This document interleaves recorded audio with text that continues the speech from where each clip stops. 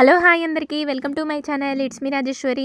ఈరోజైతే నేను boil egg pickle అయితే చేశాను. 10 మినిట్స్‌లో ఇలా అయితే చేసుకోవచ్చు. చాలా బావుంటది.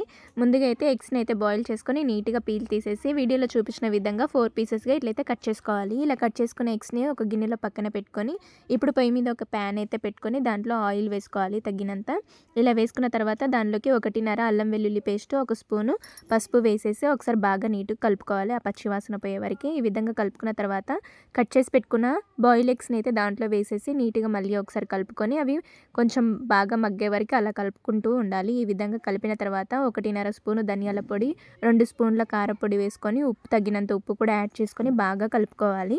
ఇలా కలుపుకొని మళ్ళీ ఒకసారి కారం సరిపోకపోతే మళ్ళీ ఒక స్పూన్ వేసుకొని నేను ఈ విధంగా కలుపుకొని నీట్‌గా ఒక పొయ్యి మీద నుంచి దింపేసి ఒక బౌల్‌లోకి అయితే సర్వ్ చేసుకున్నాను. ఈ విధంగా అయితే లెమన్ అయితే రసం వేసుకున్న తర్వాత ఈ విధంగా బాయిల్ ఎగ్ పికిల్ అయితే ప్రిపేర్ చేశాను. ఇన్‌స్టెంట్‌గా చాలా బావుంటది 10 మినిట్స్‌లో. ఈ విధంగా అయితే ఈరోజు వైట్ అన్నం, రెడ్ టమాటో పప్పు, పుదీనా పచ్చడి, నేను చేసిన బాయిల్ ఎగ్ పికిల్ అయితే ఇలా వేసుకొని అయితే తిన్నాం. మీకు ఈ వీడియో నచ్చితే లైక్, షేర్, సబ్స్క్రైబ్ చేసుకోండి.